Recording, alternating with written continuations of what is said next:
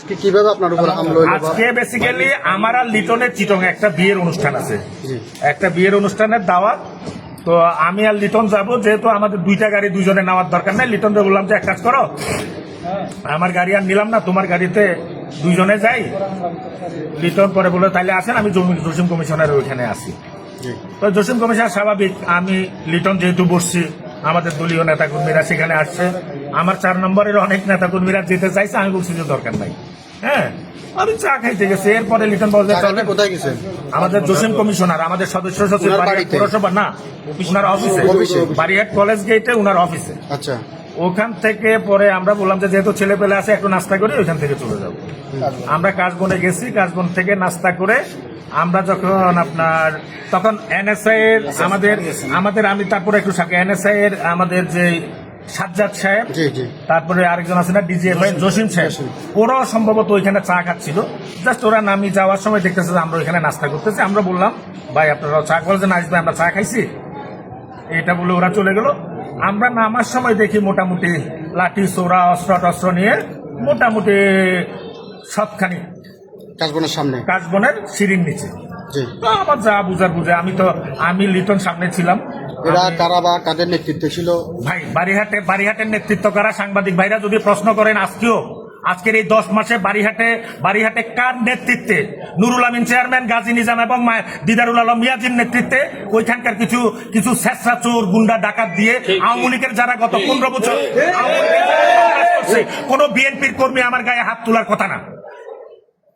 কারণ এরা এখানে আমাদের বিএনপিকে ধ্বংস করার জন্য এই পলাতক আওয়ামী লীগের চোর স্বেচ্ছাদেরকে অতর্কিত বলতে আমরা চলে যাচ্ছি, পিছনে আমার কর্মীদের উপর হামলা করছে। হামলা করার পরে তো ভাই আমি স্বাভাবিক, আপনারা জানেন আমি পালিয়ে যাওয়ার নেতা না। আমার কর্মীদের গায়ে যখন হাত তুলছে আমি দাঁড়াইছি। আমি দাঁড়ানোর পরে তখন স্বাভাবিক দিক বিদিক ছুটাছুটি করতে আমি জাস্ট ওইখানে কি জুবেদা ফার্মেসির অপোজিটে একটা কি অপটিক্স জানি, একটা চশমা বা চোখের ডাক্তারের দোকান, আমি তো আসলে নাম জানি না। ওইটাতে ঢুকার পরে ওরা আমাকে উপরে উঠাই শাটার বন্ধ করে দিল।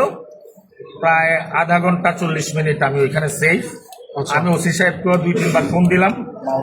হ্যাঁ, তাহলে আপনি সামনে আগায় যাওয়ার নাস্তা করে সামনে আগায় যাওয়া গেছেন, পিছন দিয়ে আপনার কর্মীদের উপরে হামলা হয়েছে। আপনি তখন ব্যাগে ওদেরকে সেভ করার চেষ্টা করছেন। আমি ব্যাগে সেভ না, আমি দাঁড়াইছি। আমি দাঁড়ানোর পরে ওরা তো ভাই অতর্কিত, তখন আপনার উপর আমার উপরও চলে আসছে। হামলায় কয়জন কর্মী আহত হয়েছে? আমাদের এখনো পর্যন্ত আসলে আমি এখনো বলতে পারতেছি না। আমার বন্ধু মাওলা, যে সার্বক্ষণিক আমার সাথে থাকে, আমার আরেকজন পার্সোনাল, ও পলিটিক্যাল না, ওইখানে আছে সে, তার নাম হলো রাহাত। মাওলা রাহাত হয়তো যদি না থাকতো, হ্যাঁ, মাওলা রাহাত না থাকলে মানে ওরা প্রথম এই যে ওদেরকে ডাকাত বা ওদেরকে চোর বলি আমি কেন, ওদের প্রথম আক্রমণ হইলো আমার মানিব্যাগে। আমার মানিব্যাগ তার কাছে দিলাম, বাট মানিব্যাগ নিতে পারে না। আবার প্রথমে মানিব্যাগ আর মোবাইল 71 হাত 10টাই ঢুকতে চায় পকেটে তো ভাই 10টা হাত ঢুকে না। হ্যাঁ, মধ্যে চেষ্টা করছে যথেষ্ট না, আক্রমণটা ওখানে তো ধরো আটকাই গেলাম, দোতলায় আটকাই গেলাম। আক্রমণের প্রথম দিকে ওদের টার্গেট থাকে মোবাইল বা মানিব্যাগ, ওগুলো হাতে নেওয়া। আমি বলতেছি আমার যখন ওইখানে আমি 40 মিনিটের মতো ওরা আমাকে সেভ করছে, দোকানদার যখন সেভ করলো, সেভ করার সময় 40 মিনিট ওইখানে বসে আমি ওসি সাহেবকে, আমি এখানে ওই দোকানে ওসি সাহেবের আমি 3 থেকে 4 বার ফোন দিছি। আমি বলতেছি যে ভাই, আমি বারিহাট পৌরসভার আহ্বায়ক মাইনুদ্দিন লিটন, আমাদের উপর হামলা হয়েছে, আমি অমুক জায়গায় অবরুদ্ধ আছি, আপনি তাড়াতাড়ি আপনি আসেন। উনি আমাকে ফোন, আমার উল্টা বলে যে আপনার কাছে এসআই শাহিনুরের নাম্বার আছে কিনা।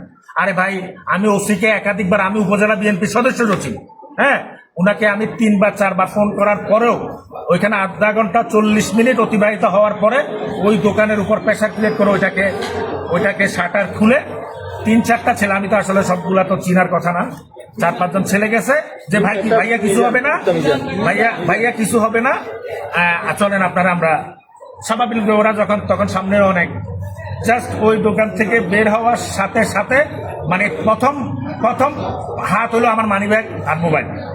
আমি তো গাও তো একটা ছোড়ো, হ্যাঁ, মোটামুটি এই যে আপনারা এখানে প্রায় 40 আমার উপর সবাই, আমার মাথা, বাট আমার যে আমার বন্ধু, আমি তো ওদের কারণেই আজকে হয়তো আল্লাহ রক্ষা করছে। রাহাতের অবস্থা খারাপ, মাওলার অবস্থা খুবই খারাপ, ওরা এখান থেকে এখানে আপনার পাঠানো আঘাত হয়েছে। কোথায় কোথায় করছে? আমার আঘাত আমি আমার এই রাহাত অলমোস্ট আমার মাথার উপরও আমার ঘাড়ের উপর উঠেও আমার মাথার উপর শুয়েছিল অনেকটা, মানে আমাকে এখানে ঠোঁটে মনে হয় এখানে মাথায় আছে। মাথায় এখানে আছে। কিছু বাড়ি পড়ছে এটা লাঠির বাড়ি মনে হয়। লাঠির বাড়ি দাঁতের এখানে এই যে চাউল বাড়ি অনেক করছে কিন্তু আমার বাড়িগুলো সব ওরা নিছে, যেমন মাওলা মাথায় এবং ঠোঁটে বা ইয়ে ছাড়া শরীরে কোথাও আছে?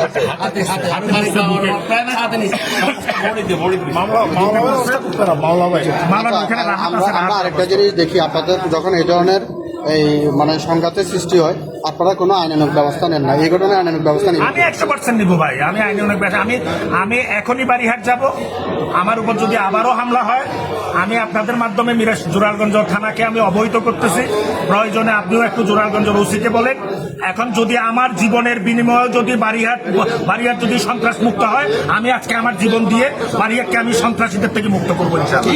আপনারা একটু বলেন, কারণ আমি একজনের জীবন দিয়ে, কারণ মিরাজসরাইতে আইন শৃঙ্খলা বাহিনী, এখানে আর্মির ক্যাম্প, এখানে বাড়িয়ার থানা, এটা জনসাধারণের কোনো কাজে লাগতেছে না। এখানে আজকে আমার মতো লোক, আমি মিরাজসরাই উপজেলা বিএনপির সদস্য সচিব, বাড়িহাট পৌরসভা বিএনপির আহ্বায়ক সদস্য সচিব সহ বাড়িহাট পৌরসভার বিভিন্ন নেতৃবৃন্দ, তারা যেখানে নিরাপদ না, এখানে সাধারণ মানুষ তো কোনোভাবে নিরাপদ না।